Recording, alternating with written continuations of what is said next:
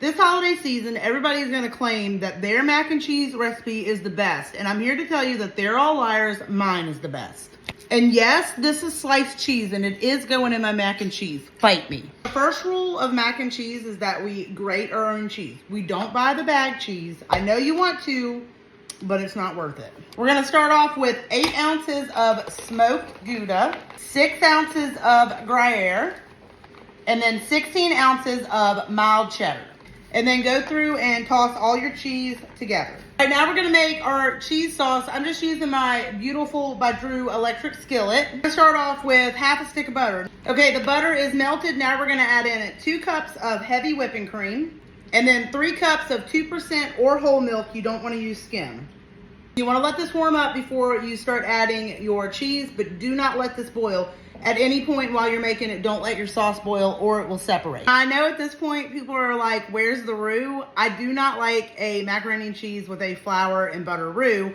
That is why I use the sliced American. This here is what's going to hold your sauce together and make it super creamy. I'm gonna keep it creamy with you, okay? This is the way to go. Ask my mom. This is warmed up. Now we're gonna add 4 slices of American. Now you're gonna add in an 8-ounce block of cream cheese. I cut mine up. Sometimes I cut it up. Sometimes I leave it whole. It just depends on how I'm feeling, okay? All right, and normally at this point I switch to a whisk and then I go through and whisk until the American cheese and the cream cheese are incorporated. This is also the part where I add my seasoning, as in not plural, salt. That is all I am putting in it, okay?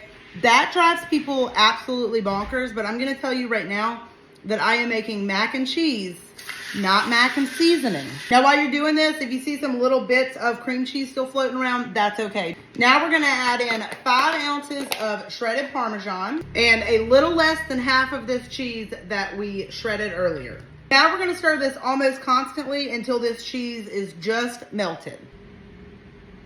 All right, sauce is done. I have about 1.5 pounds of macaroni noodles in a 9 by 13 inch casserole dish. I cook these according to the box's directions. All right, now we are going to very carefully pour this cheese sauce over our noodles.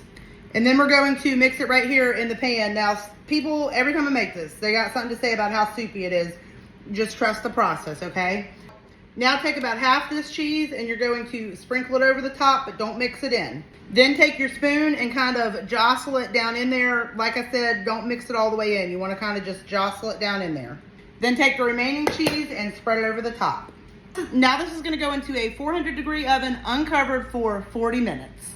All right, y'all, here it is all done. Now when you pull this out of the oven, you want to let it rest for about 10 or 15 minutes before you scoop in. I'm going to do a scoop for y'all and then we're going to do a taste test.